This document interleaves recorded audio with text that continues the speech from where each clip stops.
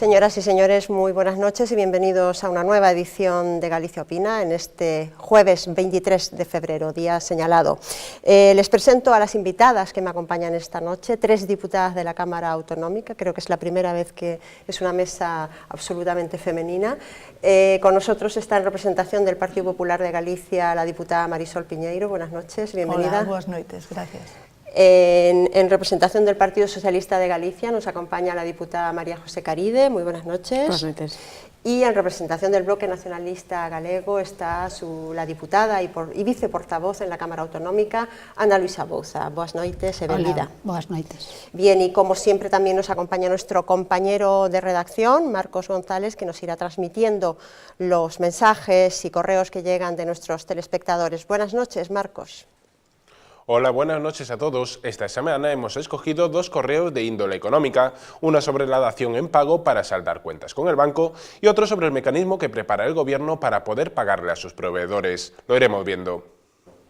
Estaremos contigo en un momento, Marcos. Pues el turismo gallego, que hasta ahora había logrado evitar los golpes de la crisis, comienza a dar signos de debilitamiento, con un descenso generalizado de los pasajeros en sus 3 terminales.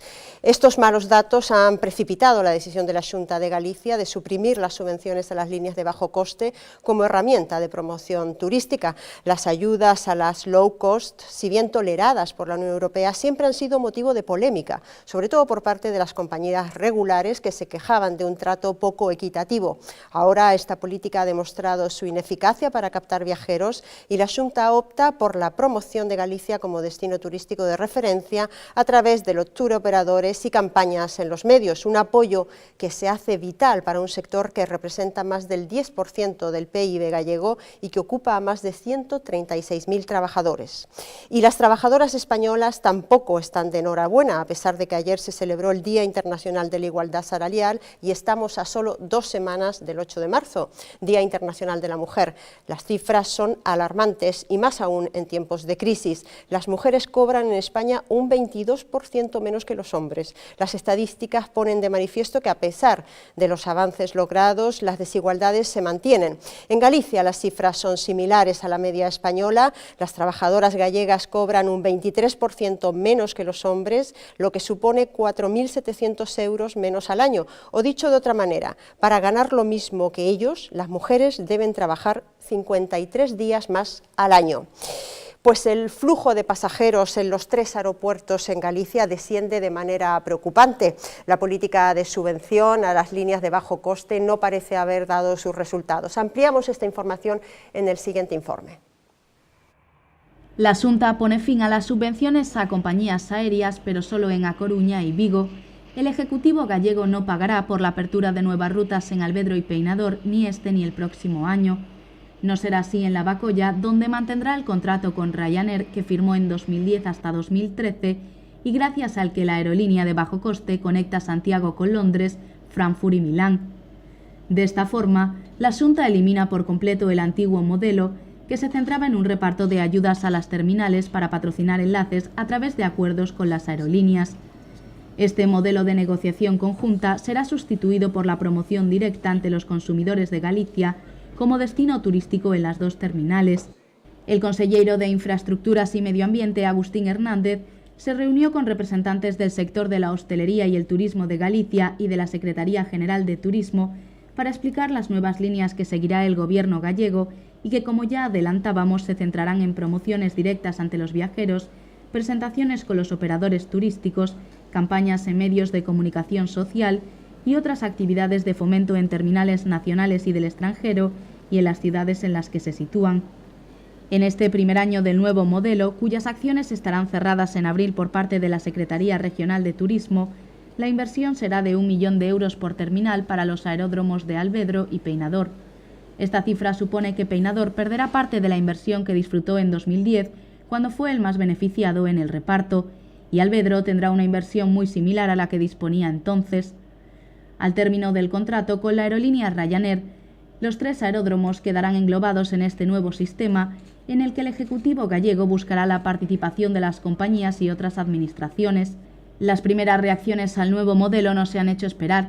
El Ayuntamiento de A Coruña, dirigido por el popular Carlos Negreira, celebró que la iniciativa está en el camino correcto.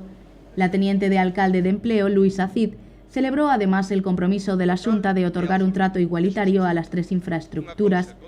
El BNG coruñés, por su parte, se quejó de que la coexistencia de ambas fórmulas incentivará la competitividad entre los tres aeropuertos, por lo que pidió la articulación de un sistema aeroportuario gallego con independencia de Madrid.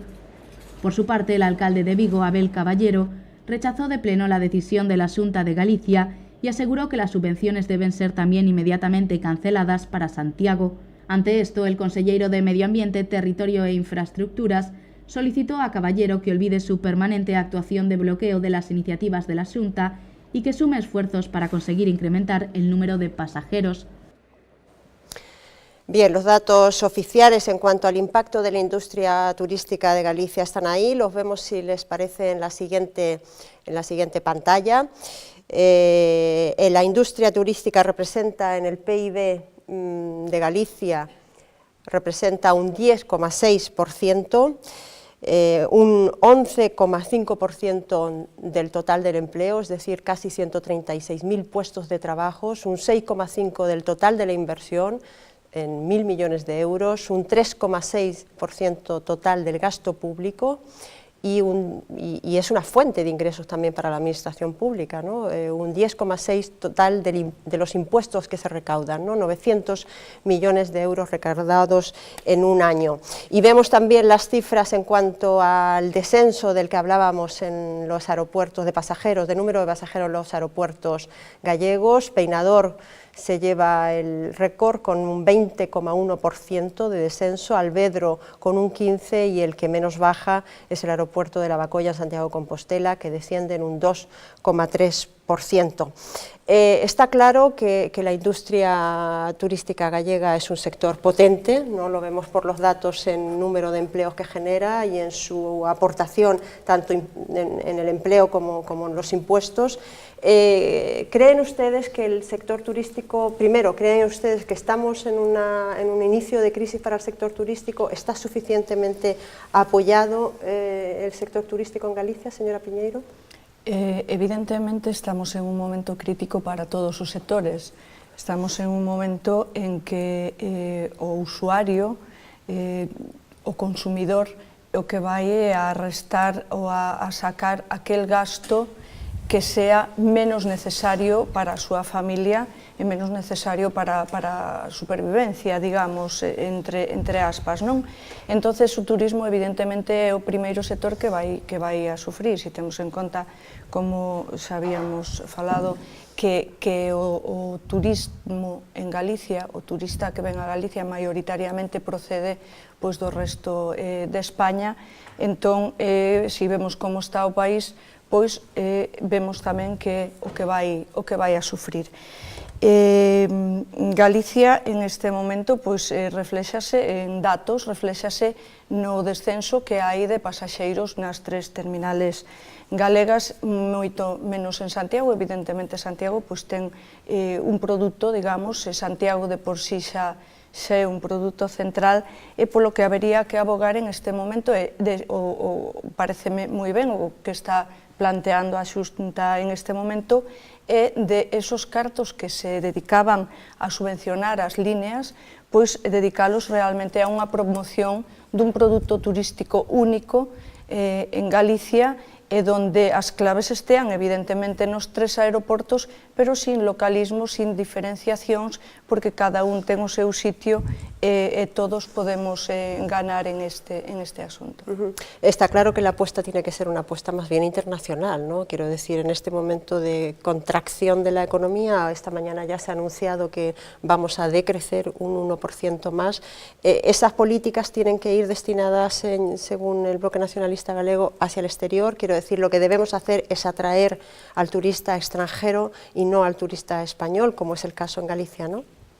Sí, bueno, está claro que todo o sector servizos en xeral, pero o sector do turismo en particular é moi sensible aos períodos de crise económica, e máis como é o caso de Galiza, cando sobre todo hai turismo interior. Nos entendemos que se queremos apostar polo turismo exterior temos que facer un plan de rutas aéreas que garantice que hai unha boa conexión dos aeroportos, porque entendemos que non sirve de moito facer campañas de promoción turística no exterior se a esa cidadanía que se dirixen as campañas non ten unha boa conexión aeroportuaria. Pero usted está de acordo con que se supriman las ayudas a las líneas de bajo coste? Ten que haber unha alternativa ás axudas, ten que haber unha alternativa e ademais ten que ser na liña de coordinar de maneira que se garantice a supervivencia dos tres aeroportos, que se garantice unha coordinación para que non compitan entre eles. A noso que nos parece problemático é que non se dá alternativa, o único que se fai é suprimir as axudas, pero non se garantiza de ninguna maneira que os aeroportos van a ter un apoio para en igualdade e en coordinación. Nos entendemos que a Xunta está obviando ese papel seu de dirixir a política aeroportuaria. Como sabedes, o BNG ten reclamado a competencia aeroportuaria para Galiza coa idea de crear unha rede aeroportuaria propia que se dirixa como tal rede a captación de turismo, non só a captación de turismo, porque tamén está o tráfico de mercadorías, os aeroportos xeneran ao seu redor verdadeiros polos de crecemento e de industria e non podemos deixar que se vayan desmantelando os aeroportos de Vigo. También bajan esos índices en Galicia, el tráfico de mercancía y de operaciones en los aeropuertos gallegos también desciende. Señora Garide, ¿usted está de acuerdo con que se le quiten las ayudas, las subvenciones a las líneas de bajo coste? Bueno, pero aquí, que eu saiba, non se están quitando para todos. O sea, de feito, se están quitando para Vigo e para Coruña porque hai un contrato que ya estaba firmado. É unha situación na que de novo se pon enriba da mesa unha situación de discriminación. Unha situación de discriminación na que hai dous aeroportos que quedan sin subvención ás líneas de baixo coste e un aeroporto polo que se sigue apostando, se sigue fomentando as líneas de baixo coste, con independencia de que cando remate ese contrato non sabemos o que pode pasar, porque daqui a que remate, pois non saberemos o que pode pasar. Eu o que me pregunto é se non había unha alternativa, é dicir, o estrano é que se limite a subvención ás líneas de baixo coste no momento no que estamos, porque claro, hai que coñecer como son os datos de turismo en Galicia.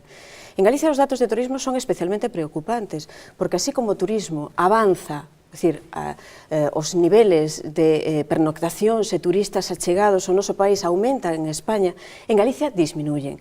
Boa parte desa disminución ven da man de que o noso turismo é un turismo interior e que, polo tanto, a caída da demanda pois vese reflexada nunha caída tamén do número de turistas. Pero, sin lugar a dúbida, tamén ten que ver coa disminución dos fondos da propia Dirección Xeral de Turismo, Secretaría de Turismo, que o que está facendo é divulgar menos, promocionar menos a nosa comunidade autónoma. E eu me pregunto se o que vamos a facer é sustituir as subvencións ás líneas de baixo coste por unha promoción, non sabemos moi ben como, e con unha palabra que a min especialmente me preocupa, porque é algo así como ofrecer un produto turístico único, é dicir, vamos a subvencionar as líneas turísticas a Santiago e vamos a promocionar Santiago de Compostela ao longo de todo o mundo. Eu creo que hai que plantexarse isto en serio, mirar que os cidadáns de Galicia teñamos a oferta aérea mellor. Eu entendo que estamos nun momento de que hai que mirar con moito cuidado cada un dos euros que investimos, pero tamén temos que pensar que é o retorno social que producen eses euros investidos e, polo tanto, as políticas de turismo imos ter que fomentalas. Eu me pregunto, atacando, imos seguir fomentando a chegada de pasaxeiros a Santiago, a dotación de infraestructuras en Santiago, en detrimento de outros lugares, porque a realidade é que hoxe hai un reparto desigual. E é normal que a xente se pregunte porque ese reparto non se fai de forma máis lóxica. Eu creo que sería bo para todos. Galicia é un territorio magnífico que ten un montón de atractivos turísticos tanto para o turista nacional como para o turismo estranxeiro, que temos que divulgalos e darlos a conocer de forma cooperada, pero obviamente sin establecer discriminacións aos territorios para que todo o territorio de Galicia realmente poda poñerse en valor para esa gran nicho de mercado, digamos, que existe nas relaciones turísticas. É unha gran oportunidade, como ti decías, para o emprego e para a produción industrial, pero claro, para o noso Produto Interior Bruto, pero temos que fomentalo. Non vale decir, como dixo o presidente da Xunta, que deixaban máis dos operadores e dos propios sector turístico organizar as axudas. Bueno, creo que isto é unha tomadura de pelo, porque iso significa non facer fronte ás túas competencias. Tes competencias, están claramente definidas e terás que explicarlle á cidadanía que mecanismos pos en riba da mesa para que esa situación que hoxe se está a producir e que Galicia descende en número de pasaxeiros, pois obviamente se corrisa. Señora Piñeiro, quere, me imagino, contestar. Sí, decir que tampouco é que se deixe o azar. Bueno, quixera empezar polo do destino único. Evidentemente, un destino único, un produto único que englobe todas as diferenciacións e todas as características distintas que ten os distintos territorios, as distintas comarcas de Galicia. Galicia ten unha oferta turística amplísima, diversa, variada, pero que podemos redondear ou que podemos poñer como un produto único, non?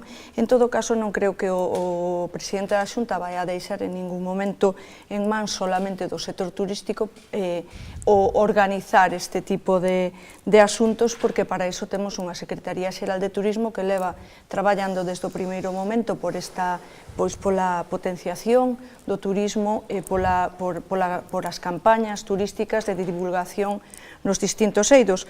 Para alcanzar este produto único que haberá que empezar, digo, en algún momento, é por un estudio dunha casuística de cada sitio, de cada destino, e así mesmo tamén de cada lugar a onde vayan dirixidas as campañas que se podan implementar para vender este destino. Empezar, pareceme lóxico, empezar por aqueles destinos, sobre todo os internacionales, os que xa hai voos directos desde Galicia, desde calquera das tres terminales galegas, empezar por aí, pero eso sí, estudiando cada lugar onde se vai a vender e cada lugar que se vai a vender, porque non vale o mesmo para todos os sitios, non? E despois ten que haber accións para o público final, accións para turoperadores, accións de familiarización co destino, de traer turoperadores, de traer prensa, etc. É algo que cabe aínda, sí, en conxunto e sí en colaboración, aí é onde sí ten que ser en colaboración co sector turístico, co mundo do turismo en Galicia, evidentemente, xa que non podemos traballar de costas a él, pero en colaboración con él, co resto tamén das administracións locales, e non quedarnos ninguén a marxen da solución, de intentar dar a solución a este problema que temos en este momento nas mans. Bien. Bueno, pasamos, si les parece, a la primera pregunta de los telespectadores. Marcos, por favor, adelante. La primera pregunta de la noche nos la envía María Torres, una espectadora preocupada por la triste situación del desahucio que deben afrontar muchas familias cuando no son capaces de hacer frente a los plazos de sus hipotecas. Por eso quiere saber si la nueva medida propuesta por el ministro de Economía, la dación en pago, puede contribuir a aliviar la situación de estas familias y si creen que la banca estará dispuesta a aceptarla. Bueno, una pregunta de máxima actualidad. Señora Bouza, ¿cuál es su respuesta? Bueno, primeiro, o BNG ten feito propostas para instalar a dación en pago en esta situación de crise económica na que estamos a vivir, na que a execución hipotecaria está deixando a tantas familias na rúa e ademais con unha débeda perden a casa e siguen debendo cartos ao banco. Nos entendemos que é unha situación que procede de unha legislación que non se adapta aos tempos, pero que na crise económica, donde baixan os prezos da vivenda, donde xa non é rendible para as familias vender cando non poden pagar e, por tanto, teñen que ir a unha execución hipotecaria, donde, ademais, unha situación con 5 millóns de parados, donde hai moita xente que fixo unhas previsións para a súa vida que neste momento non poden cumplir. A esta situación excepcional hai que poñer en marcha medidas excepcionais. E as medidas excepcionais nos entendemos que unha modificación da legislación que regula a execución hipotecaria, pero polo menos temporalmente ten que haber medidas que tamén sexan retroactivas, que permitan a xente que xa perdeu as súas vivendas unha posibilidade de condonación da débeda unha vez que xa perderon as vivendas. Nos entendemos que a dación en pago se ten que regular por unha lei específica e, dende logo, estamos en absoluto desacordo coa proposta do Goberno de que sexa a vontade das entidades financeiras. Nos entendemos que ten que haber un marco legal que trate de maneira igual a todos os cidadáns independentemente de con que entidade teñan a súa hipoteca, que non pode depender da vontade das entidades financeiras. E nos entendemos que deixar en mans dos bancos a posibilidade de establecer un sistema que o que marca a lei e o decreto de 2010 ou que lle sexa condonada ou que sexan establecidos novos sistemas, entendemos que non é de recibo e que vai a crear, ademais, discriminacións incluso entre a xente que está en esta situación. Creemos que, ademais, se está responsabilizando aos cidadáns que non poden pagar en exclusiva da situación, esquecendo que era práctica habitual conceber hipotecas polo 120% do valor real da vivenda, que estaban abocadas en unha situación de estoupido da burbulla inmobiliaria a unha crise como a que está a suceder agora, que afecta a tantas familias e, por tanto, a banca tense tamén que responsabilizar do resultado desta actuación que foi moi irresponsable. Señora Caride?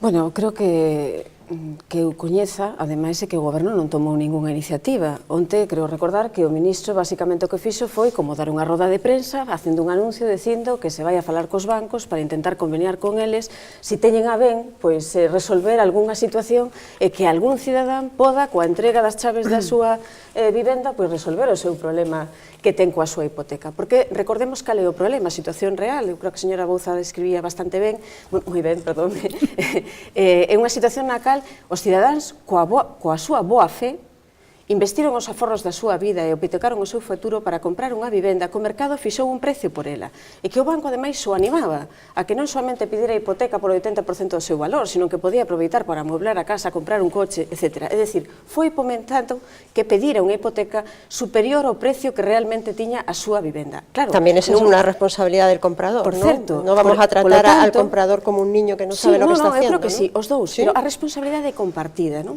Unha responsabilidade compartida pola entidade financiera que sabía que estaba proporcionando un ben cun valor incluso superior ao que as prácticas normais do mercado lle suxerían, e a legislación vixente. E, por outro lado, uns cidadáns que creían que o precio da vivenda podía crecer ilimitadamente, que, polo tanto, se tiñan algún problema, xa venderían e poderían resolver esa situación. Desafortunadamente, a crisis económica, o problema do desemprego, está facendo que moitas familias non podan facer frente a esa hipoteca. E sabemos que, ademais, as persoas soemos utilizar todos os nosos resortes, familiares, sociais, etc., para poder facer frente a pago da hipoteca, porque é tremendamente importante para calquera cidadán ter un sitio físico no que ubicar, desenvolver a súa vida, por certo, un dereito constitucional a unha vivenda digna. E, froito desa situación, cando non podes pagar, te enfrentas a unha situación de desahucio, donde hoxe, desafortunadamente, está recaíndo solo sobre as costas das persoas, dos particulares, e non sobre as costas das entidades financeiras, que cando menos son corresponsables desta situación. Por lo tanto, que fai o ministro? O ministro fai un anuncio. Eu entendo que é un anuncio que se ve obligado, porque a situación que hoxe temos en España de descontento social, de xente que se está mobilizando xa na rúa polas medidas de recortes que está adoptando este goberno e pola reforma laboral, ten que facer un guiño á sociedade. Claro, deixar o guiño máis dunhas entidades financieras que a toda agora nos demostraron que poden pagar indemnizaciones multimillonarias aínda que quedaran afundidas as entidades, que están dispostos a facer bonos basura con independencia da responsabilidade que podan manter nas súas propias institucións ou da solvencia das entidades, que poden apestar descaradamente pola especulación en contra das prácticas solventes no mercado financiero. Deixar nas súas mans a solución deste problema, a mí me parece que é, facer un brindis ao sol, ao fin e ao cabo. Eu creo que os cidadáns precisan respostas claras, e creo que aquí temos todos a responsabilidade de promover respostas claras. Hai unha comisión parlamentaria estudiando dende fai tempo o tema da dación en pago. Eu creo que hai que dar pasos decididos para que os cidadáns que teñen a desgracia de non poder facer fronte ao pago das hipotecas non queden na rúa, porque desafortunadamente hoxe Os datos de creación, de evolución do Produto Interior Bruto que antes citabas ti mesma, de que vai a descender o Produto Interior Bruto na economía española un 1%, un 1,2% probablemente en Galicia, vai a facer que moitas persoas, non solamente as que hoxe están, as 150.000 persoas que hoxe están en un proceso de desahucio, senón que moitos outros non podan facer frente ás súas hipotecas. E temos que dar unha resposta porque a cidadanía o merece. E hai un dereito constitucional a garantir o dereito a unha vivenda digna, algunha resposta hai que dar máis alá dunha roda de prensa. Señora Miñero. Ben, pois por algo hai que comenzar, evidentemente, aínda que dende Galicia, vostedes recordarán, non sei se, creo que recordar, señora Caride, que mesmo vostede estivo no debate daquela iniciativa conxunta que se presentou e que se aprobou no Parlamento de Galicia para instar o Goberno precisamente a que tomara medidas en este sentido. Unha proposta do Grupo Parlamentario Socialista aprobado por unanimidade. Aprobado por unanimidade, creo recordar que estaba vostede, ademais, polo Grupo Socialista no debate, e que, bueno, pois porque por algún lado haberá que empezar, por algún sitio haberá que empezar, o que non se pode tampouco pois pretender que dun momento para outro se tomen medidas expectativas. A ver, ninguén sabe, non podemos tampouco demonizar nin decir que se están xerando falsas expectativas porque todavía non sabemos o alcance que poida ou vai a ter ou que entidades financeiras ou non se van a sumar a esta iniciativa, que ese proxecto xa o teñen, xa o sinaron de forma particular. É un tema que ademais se dá moito evidentemente é un tema moi sensible, partindo de que vostede di que todos temos dereito, evidentemente, a unha vivenda digna. É moi duro decir, pero hai que ter en conta tamén o que decía a señora, o que decía Carla, de que evidentemente hai dúas responsabilidades. O comprador, cando iba a comprar, tamén as prometía a veces moi, sabes, aceptaba e terá evidentemente algunha responsabilidade, aínda que ninguén deberá verse en situacións nas que se están vendo en este momento moitas familias de ter que prescindir ou ter que deixar a súa vivenda. Entón, estamos ante o primeiro paso para evitar que estas familias nas que non entra ningún carto, nas que non entra ningún euro ao largo do mes, que non teñen outra vivenda, podan, por un lado, quedarse nesa vivenda, polo menos por un plazo de 2 anos, a ver como evoluciona, e por outro, pois que poidan dar a súa vivenda en pago e non teñan que estar aínda pagando por encima o resto, porque evidentemente a situación é triste, é moi mala, non quixéramos vernos en esta situación, pero hai que empezar por algún lado, hai que empezar a facer cousas e hai que ver que alcance pode ter ou hasta onde podemos chegar con esta medida e, bueno, ver tamén que se llevan a dar incentivos ás entidades financeiras, ver que tampouco é que, vamos a ver, vanse a publicar tamén os nomes das entidades que estean, que se sumen a esta iniciativa, que evidentemente pois ninguén vai a querer quedar tampouco como aquel que sea o que se quede atrás en unha iniciativa socialmente responsable, socialmente pois necesaria para que a xente pues poida quedarse na súa. Veremos si las entidades bancarias tienen corazón y responden a la solicitud del Gobierno. Bien, pasamos a nuestro siguiente tema. A pesar de los avances en materia de igualdad, lo cierto es que las desigualdades salariales persisten en Galicia, al igual que en el resto de España. Las mujeres no solo cobran menos, sino que además sus contratos son muchísimo más precarios. La brecha salarial entre hombres y mujeres se mantiene. Desempeñando el mismo trabajo, las mujeres cobran un 22% menos de media, o lo que es lo mismo, 5.500 euros menos. Para igualar el salario de sus colegas masculinos, ellas tendrían que trabajar hasta 80 días más al año. UGT publicó estos datos basados en cifras del Instituto Nacional de Estadística ayer, Día de la Igualdad Salarial, y políticos y actores sociales volvieron a llevarse las manos a la cabeza ante una realidad que arrastra a nuestro país. Aunque las diferencias se acortaron entre el 2006 y el 2009 en un 4,3%, no se debe a que las condiciones de las mujeres hayan mejorado, sino a que las de los hombres han empeorado. La mayor concentración de las mujeres en los empleos con salarios más bajos y en contratos de jornada reducida no hacen más que ahondar estas desigualdades. Tampoco en los empleos más cualificados la mujer está mejor posicionada. A ellas les cuesta más llegar a los puestos de mando y cuando lo hacen la retribución no es la misma. De hecho, en el último trimestre del año 2011 tan solo el 10,13% 40% de los consejeros de las empresas del IBEX 35 eran mujeres. En Galicia la situación no es diferente que en el resto de España, tampoco en la Unión Europea. Por eso, a falta de 2 semanas para el Día Internacional de la Mujer del próximo 8 de marzo, es importante analizar esta realidad que el propio secretario de Estado de Igualdad, Juan Manuel Moreno, calificó como un lastre para el desarrollo y la competitividad de nuestro país.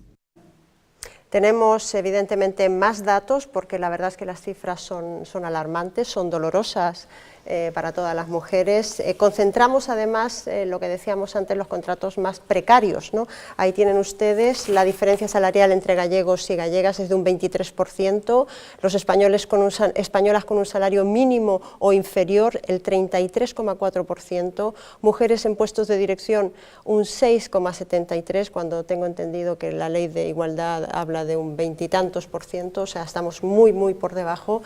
Mujeres en las empresas que cotizan en el IBEX un 10% solamente, ¿no? Esos son los datos de una realidad que en realidad pues lo que refleja es una desigualdad salarial y una desigualdad general, genérica, importante, ¿no? Señora Piñeiro, ¿cómo es posible? ¿Cómo se justifican estas medidas? Es decir, sobre todo esa brecha salarial, ¿cómo se justifica que haya empresas o empresarios que estén contratando por el mismo trabajo un 23, un 22, un 23% menos a las mujeres? É que non se xustifica de ninguna maneira e ademais é que claramente hai que decirlo, aparte de non xustificarse, é claramente ilegal. Ilegal, evidentemente non pode cobrar unha persona, dúas persoas por un mismo traballo, non poden ter unha diferencia de sueldo e moito menos pensar que é porque unha delas sea muller. Evidentemente estamos ante un problema moi gordo, estamos ante unha desigualdade moi grande, porque, vamos a ver, no eido da igualdade entre homes e mulleres tense traballado moito, tense acadado realmente melloras, tense acadado espazos, digamos, áreas que se foron conseguindo, que a muller lle costa moitísimo acadar cada un deses peldaños, cada un deses ámbitos, cada ascenso que ten unha muller sabemos que é altamente traballado e costoso. Evidentemente, a pesar de que esas desigualdades se viñeron corrixindo un pouco, queda aí a desigualdade salarial que é sangrante que, e máis é o que lle decía, non é que sea sangrante, que ademais é altamente e claramente ilegal que dúas persoas cobren distinto polo feito de que unha delas é muller. Ademais, se temos en conta que en este momento temos a xeneración de mulleres, somos a xeneración de mulleres máis preparadas da historia, entonces, co cual aínda é máis doloroso, si cabe, pois ter que chegar a ver estas cifras e ter que chegar a estas conclusións en este momento. Eu creo que temos que traballar todos xuntos, deixarnos de políticas de papel, necesitamos políticas reales, necesitamos políticas nas que traballe e se impliquen todos os sectores, non só o poder político, digamos, non chega con elaborar leis, hai que traballar na escola, hai que traballar, de feito vense de presentar por parte da Secretaría Xeral de Igualdade uns cursos para docentes donde a transversalidade da igualdade estea presente en todo o currículo, en todos os niveles.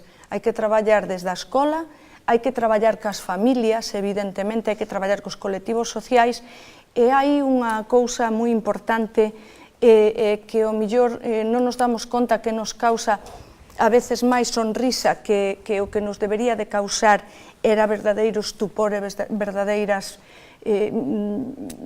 respostas sociais, como son o feito de que en determinados medios de comunicación existan certos programas no que creo que vamos a estar todos de acordo que o único que sirven é para degradar a muller, para degradar o seu papel, porque nós temos fillas que están estudiando, que se están preparando para un futuro e que o único exemplo que se lle poda brindar desde os medios de comunicación sean estes programas realities que non quero nomear, pero que últimamente tuve en coñecemento de que hai algún que degrada verdadeiramente a muller e que nos fai pensar que si a alternativa a un estudio e a un traballo e a unha preparación vai a ser presentarse un reality, as mulleres de verdad que as estamos perdendo todos eses peldaños que nos costou tanto ir conseguindo, toda esa preparación e todo eso que nos costou,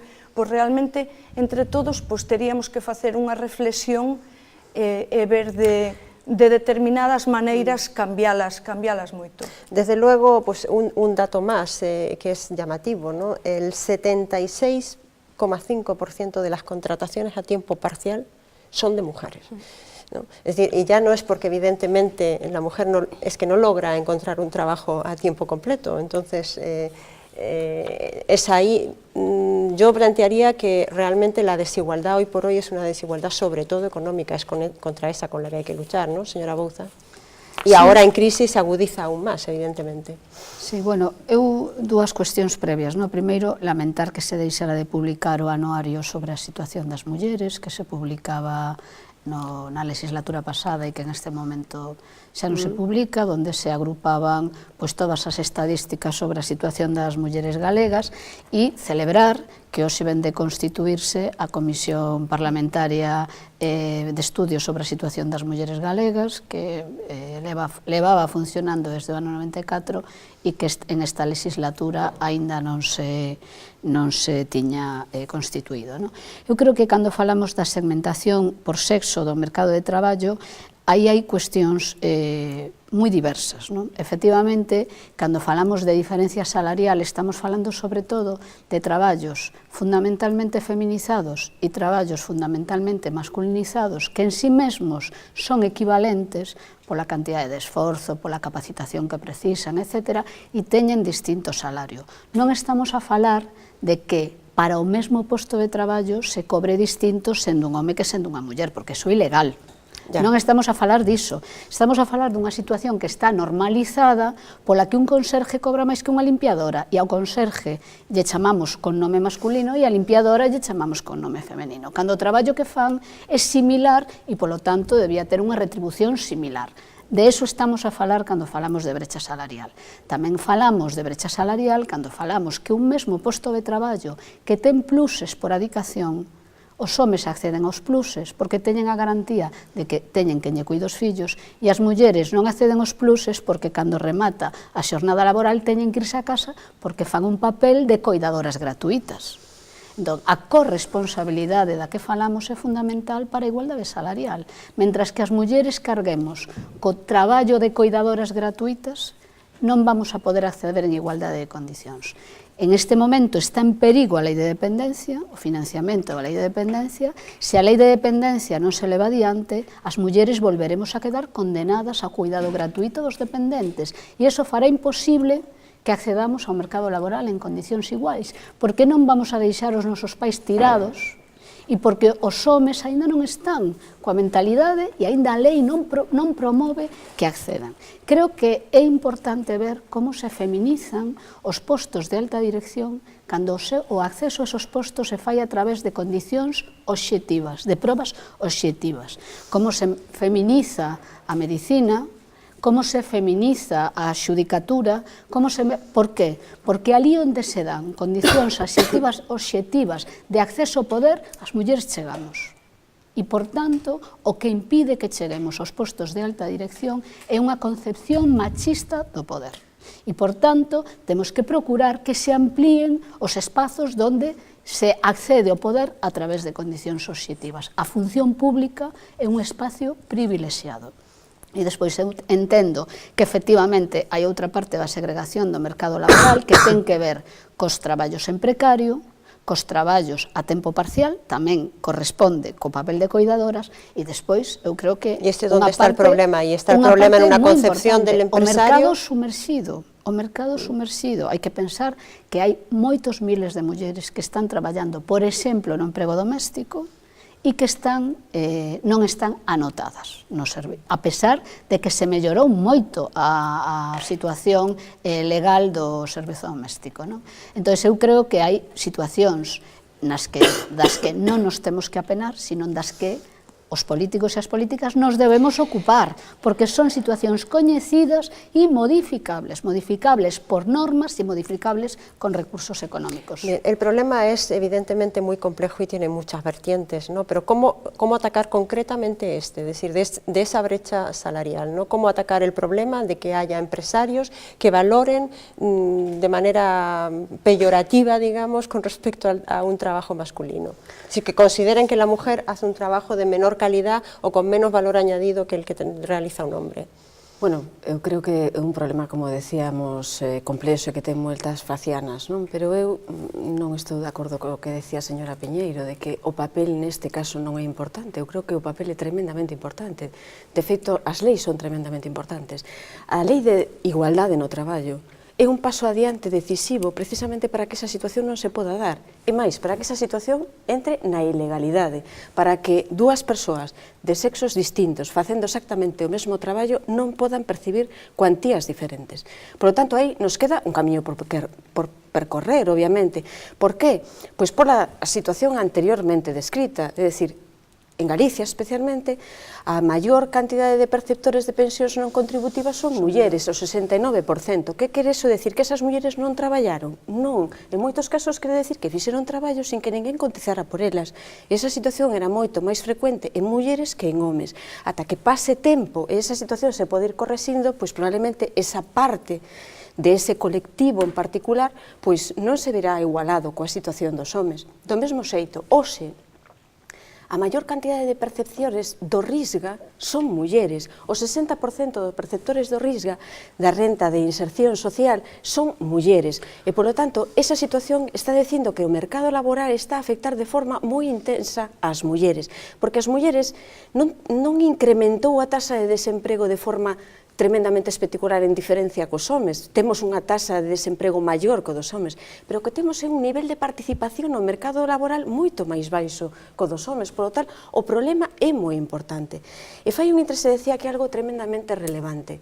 Eu creo que co paso do tempo, todavía en algúns sectores da sociedade, non desafortunadamente, en algúns sectores da sociedade isto da igualdade non está de forma tan evidente como aquí podemos estar discutindo entre nós, entre as catro, pero é verdade que na sociedade tamén se avanzou moito no recoñecemento das mulleres, pero queda todavía un extenso camiño por percorrer. Aquí se decía fai un intre, cando as mulleres temos criterios obxectivos aos que enfrentarnos, pois normalmente atopamos que hai tantas mulleres como hombres desenvolvendo unha tarefa. Eu, por exemplo, que veño do mundo universitario, pois na universidade, profesoras universitarias, xa somos prácticamente pois tantas como hai profesores.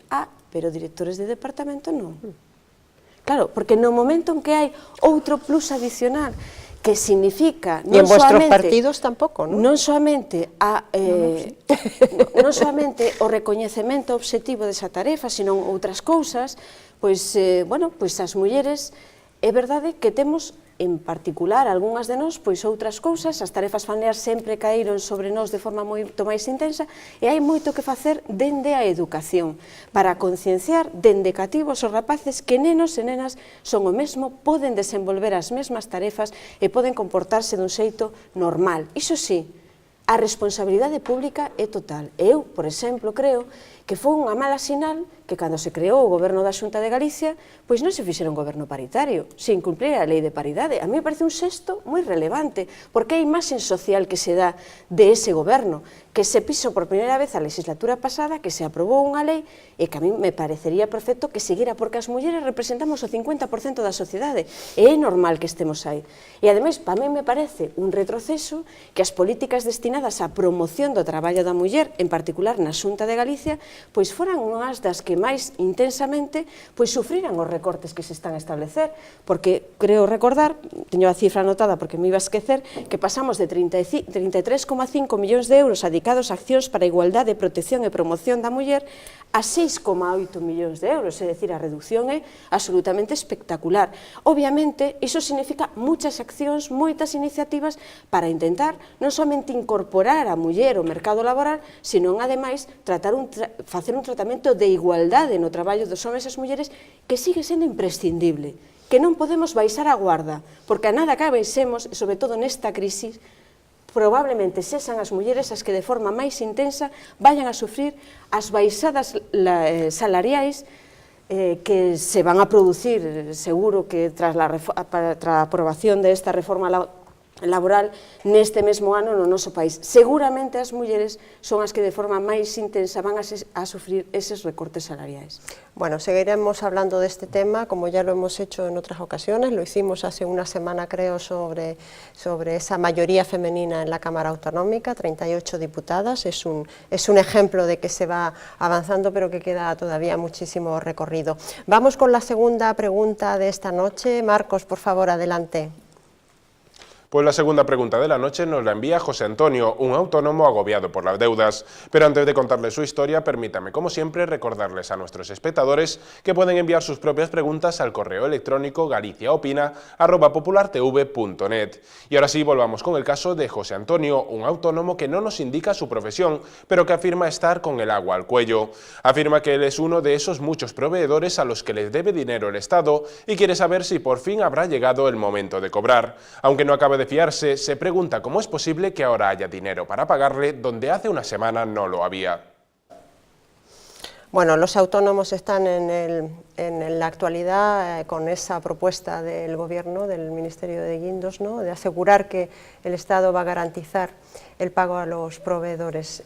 Señora Piñeiro, ¿usted cree que esto va a ser un chaleco salvavidas para todos esos autónomos que están a la espera de cobrar, ¿no? Ben, os autónomos e as pequenas e medianas empresas, sobre todo, que no seu día confiaron en que, bueno, traballando para distintas administracións, tanto autonómicas como concellos, pois poderían seguir tendo traballo e poderían chegar a cobrar, e que agora en algún momento se ven moitos ca problemática de que non consiguen que se lles paguen esas facturas, pois o que había era que crear un mecanismo ou artellar algún xeito de que estos emprendedores, de que estos traballadores, desta xente que está sufrindo a crisis, pudera chegar a cobrar aqueles traballos que tiñan realizados para a administración. Entonces, parecenos, dentro do Grupo Parlamentario Popular, parecenos unha medida axeitada que se habiliten estas líneas no ICO, evidentemente, sempre que sean para ser destinadas ao pago a esta xente, a estos autónomos, a estos pequenos empresarios, que xa non é a primeira das medidas, senón que xa se comenzou a traballar en este sentido para que non se afoguen, para que non queden sin un fondo, para que non queden sin activo para poder seguir traballando.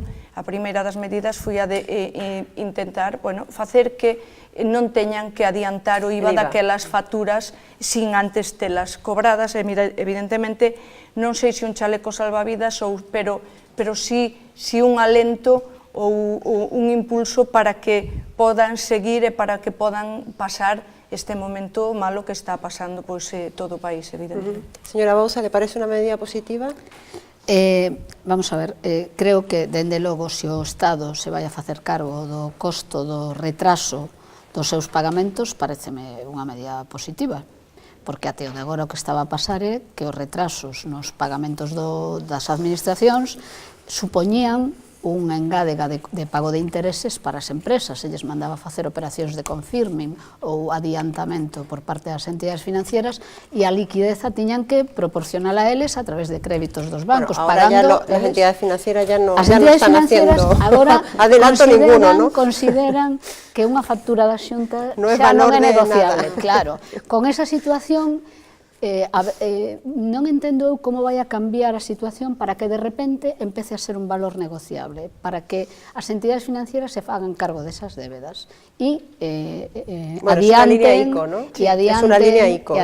xa, pero as líneas ICO, quen se fai cargo da súa execución son entidades financieras privadas. Bueno, pero garantizadas por ICO. Claro, tamén garantiza os Sergas unha factura dos Sergas.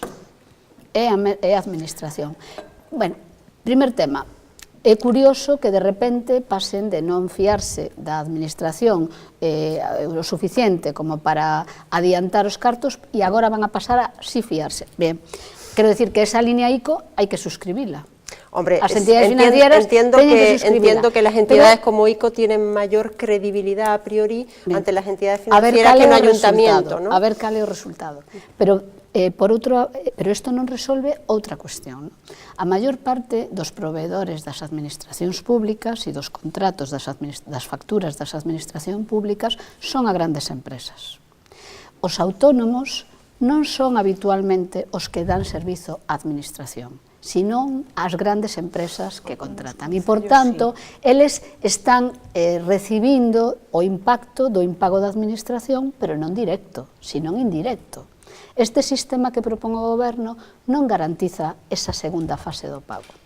Unha empresa sin liquidez que ten un montón de facturas pendientes de cobro da administración pode conseguir que a través deste sistema se lle adiante parte da facturación que está retrasada, pero como garantiza o Estado que finalmente fai o traballo, que ese autónomo, esa pequena empresa que vive de dar servizo a grandes empresas, vai a cobrar? E entón a min o que me dá medo é que isto beneficie as grandes concesionarias de obras públicas ou que beneficie a grandes empresas, moitas delas non teñen a súa sede social en Galiza, pero que non chegue a afectar de maneira positiva aos pequenos empresarios e os autónomos que non dan servizo directo, non teñen factura da administración. Bueno, en los ayuntamientos y en la administración local tengo entendido que el volumen de contratación a pymes es importante. No tengo datos exactos, pero bueno, los buscaremos para la próxima vez. Señora Caride, ¿a usted cómo valora esta medida? Pero creo que aquí hai tamén dúas partes, non? En primeiro lugar, pois deste acordo nos falta por coñecer todavía a letra pequena, polo tanto, para saber exactamente como se vai a desenvolver. O que sabemos a priori é, bueno, que se vai a establecer esa línea de crédito a través do ICO e que se firmarán convenios establecendo con entidades financeiras para intentar, pois, estar ao día no pago das administracións. Claro, é verdade que as líneas de crédito do ICO xa existiron en outras ocasións, en moitas outras ocasións. De feito, este mesmo mecanismo xa se estableceu, xa se implementou anteriormente e desafortunadamente non funcionou. Por lo tanto, vamos a ver cal é o éxito exactamente da implementación desta medida. Pero eu creo que hai un elemento moi importante, poñer en riba da mesa, que realmente hai determinadas administracións que se comportaron, eu creo que incluso poderíamos determinar que en determinadas ocasións de xeito irresponsable, facendo gastos claramente improductivos, que non tiñan unha repercusión social, cando por outro lado hoxe teñen que estar reducindo gastos que son absolutamente imprescindibles. Eu poño un exemplo, creo que todos o temos na cabeza. Hoxe vemos os estudiantes nas rúas en Valencia e todos podemos mirar un aeroporto sin avións, que iso sí, iba a ser unha obra magnífica e creo que costou unha barbaridade de cartos só a promoción, só a publicidade de 30 millóns de euros que se di pronto, mentras hoxe, pois os rapaces non teñen calefacción no instituto. Obviamente, hai determinadas decisións sobre hai que reflexionar e pensar que se fixo, por que se fixo, e dende logo hai cousas que non deberían haberse producido e que non deben volver a acontecer. Dito iso, eu tamén creo que hai un paso decisivo se este mecanismo funcionara, se o mecanismo do ICO funcionara, que ten que ver co problema que antes se puso en riba da mesa, da morosidade. Hoxe observamos como hai pequenas e medianas empresas, en particular moitos autónomos, que están financiando as grandes empresas. Iso é un problema real. É dicir, grandes empresas que teñen capacidade de negociación, que están desenvolvendo, facendo unha obra, que contratan con unha carpintería e que a carpintería lle pagan, ou lle din que lle van a pagar a 300 días. Cando a administración ten comprometido pagar con eles nun plazo moito máis corto. Pero, ademais, lle obrigan a asinar unha cláusula pola cal renuncian aos intereses de demora que poden acontecer nos pagos. Iso é unha situación que está asfixiando a moita pequena e mediana empresa que claramente habería que promover o seguinte eslabón. De feito, o Parlamento de Galicia promoveu unha iniciativa que apoiamos conxuntamente todos os grupos parlamentarios para que a Xunta de Galicia, polo menos dentro das súas competencias, intentara desenvolver unha iniciativa que apoiara, discriminara positivamente a hora de contratar coa Xunta de Galicia aquelas empresas que tiveran índices reducidos ou nulos de morosidade, é dicir, que se comportaran ben con ese segundo eslabón. Desafortunadamente, esa iniciativa todavía non se materializou en ningunha iniciativa concreta, pero é algo así como decir, poderíamos camiñar cara a decir que aquelas empresas que teñan boas prácticas, responsabilidade social empresarial, esas empresas, pois a hora dun contrato coa administración, teñan un plus. Non quere decir que iso vaya a facer que se leve un contrato, pero sí que frente a outra que non é responsable... El mismo planteamiento que hacía la Xunta con respecto a los municipios que fueran transparentes y cumplieran con sus cuentas. É unha iniciativa similar, e polo tanto eu creo que aí ainda nos queda un camiño por percorrer precisamente para conquerir que estes problemas que hoxe se están observando pois non se materialicen, non se producen. Bueno, señoras, ya nos queda, hemos agotado nuestro tiempo, ha sido un debate muy interesante. Señora Piñeiro, muchas gracias por su participación una vez más en Galicia Opina. Gracias a vos. Señora Caride, muchas gracias, espero contar con su presencia en otras ocasiones. Señora Bouza, lo mismo le digo, gracias.